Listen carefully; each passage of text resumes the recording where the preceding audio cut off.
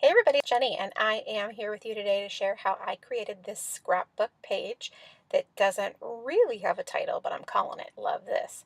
It is a super old, no joke, March 2015 Felicity Jane kit that I had in my closet. And I pulled it out and I'm going to share each of the bits and pieces with you. We just looked at the acrylic alphas. Now we have some flair and some buttons and a paper clip. How stinking cute is that? We also have some wood veneer and acrylic pieces as well, and those wood little dots, so I'm sharing those with you right now.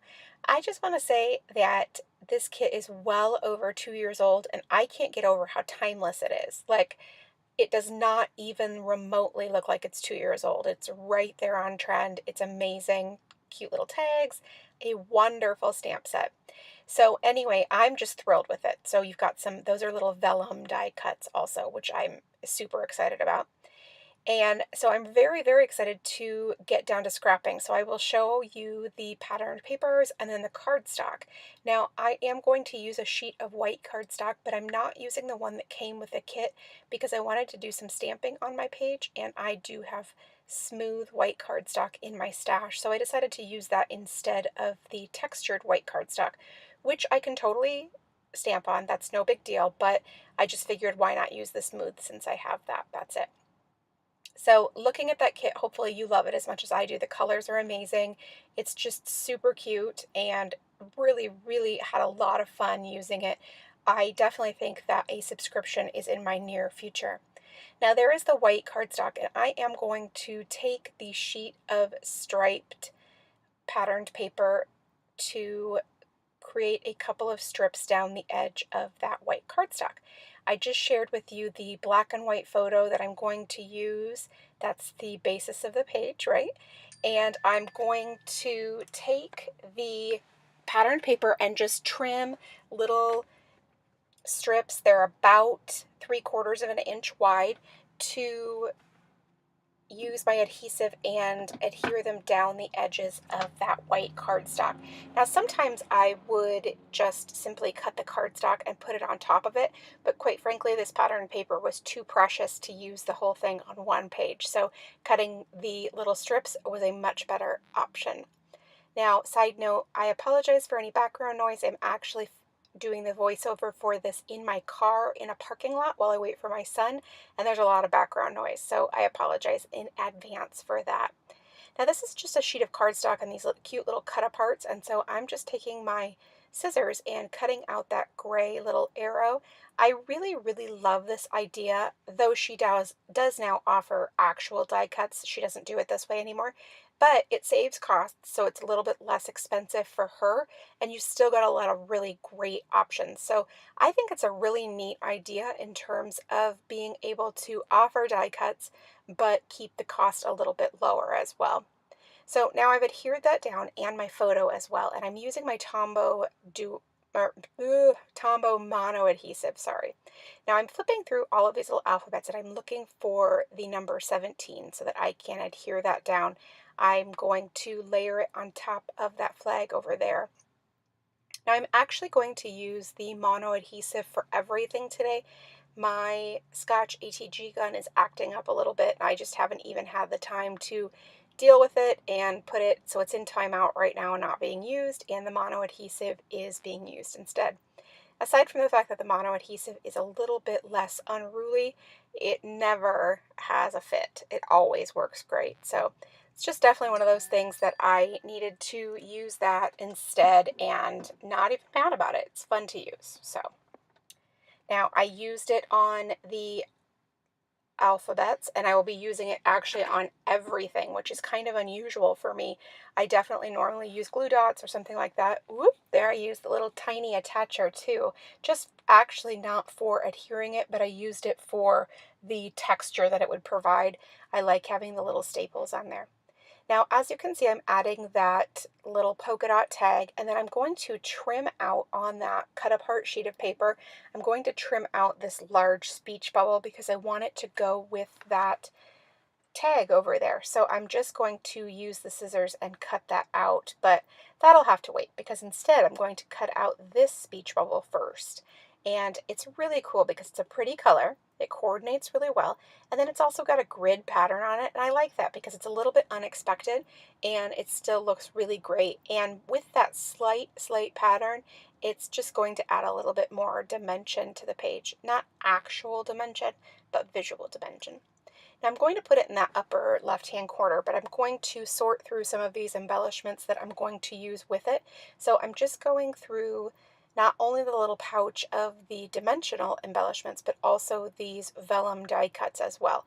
I really like these shapes and patterns, and again, they're so timeless and classic. Who doesn't love all this stuff?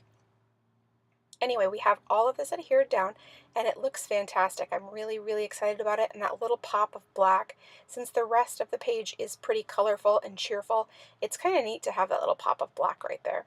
Now here's where I'm using my scissors to trim out the speech bubble from one of those cut apart cards. Now really, ideally, it's part of a 3x4 card that you would leave and have right there in the 3x4 card, like you would slide it into a page protector or whatever. But I decided that I just wanted to use the speech bubble on its own as an embellishment. So I'm just trimming that out, and it has a really thin black line around it, so I had to be a little bit more careful when trimming. That's why it kind of took me a little bit longer. But I love this paired with that tag. The little pop of red and the black just go really well with that sort of aqua colored tag. Now, as you can see, I have the basic idea for the layout finish. I maybe want to add a little bit more here and there. So what I'm going to do is I'm going to take this round circle punch and I'm going to punch out one of those little circles with the hearts inside of them. Now I could have used my scissors, but I really kind of wanted to leave that little white space around the outside of it, and I knew that the punch would be the good way to do that because then I wouldn't have to be perfect in my cutting. Since the circle is already perfect, the punch is already perfect, I don't even have to worry about it at all. Now I'm looking through the stamps and kind of taking a look and seeing where can I use these stamps because they're adorable, and which ones do I think that I'd like to use on this particular layout. So I'm going to trim the little banner you can see right there, and I'm going to put that up on the top of this layout because I want to sort of make this a little bit more vertical, like you're looking at it and it feels like it stretches a little bit more. So I'll have that right there, and then I will kind of be thinking about how I'm going to use my stamps as well. It's now time to start adhering the rest of the pieces down. So I'm just using that mono adhesive and sort of getting all of the things down into the places that they are. I'm really sorry, it's really super noisy in this parking lot. I'll have to remember that voiceovers in this parking lot are not a very good idea. Anyway, so I am layering that behind the speech bubble and that black, what is that? Hexagon, sorry. I was just having a total moment there. And I will also use that mono adhesive on not only the buttons, but the flare as well, and that's a little bit harder, but it's okay, it works out fine. Now I'm just taking a little bit of this natural twine that I have in my stash, and I'm going to thread it through the buttons and tie little knots in it. I have a hard time leaving a button without a string in it. It just doesn't look right to me, and so I needed to find something from my stash that would work. I like the texture that this natural twine provides. I always think it's super cute and looks really good too. Now, as you can see, I've been adhering even the vellum pieces down with the mono adhesive. Maybe you can see it through the vellum just a tiny bit. It's fine though, it doesn't bother me at all, so I'm not really too worried about that showing through. Now, like I said, I'm using the mono adhesive for all of the pieces, even the dimensional ones, and I'm just threading through the twine on the extra button as well.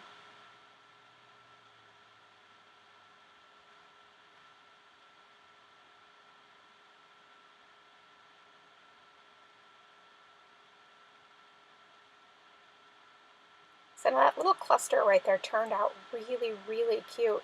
And I love that there's all kinds of different things, papers and buttons and flare badges, just all kinds of stuff.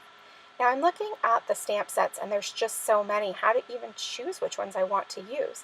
So I'm going to start with this arrow that's kind of got a curve, and I'm going to use the Versafine ink, of course, not only because it just is the best, but I also like the little pop of the black as well. Now I want to also use some of the other stamps, so I think that there are several that will work really, really well, and I will ink up this text, the hashtag love this.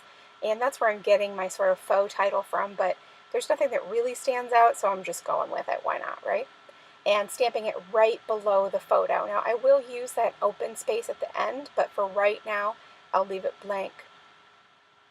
Now I'm stamping up above that banner little tag that I put up at the top, and that helps create that lengthening, that vertically, lengthening the page vertically. And then now I'm going to also add this cute little squiggly arrow, and I am pretty much finished. Thank you so much for stopping by and watching my video. I really do hope you enjoyed it. If you did, please leave me a thumbs up, and if you have any questions, leave it in the comments box below, and I will do my very best to get back to you. Thank you so much, and make it a great day.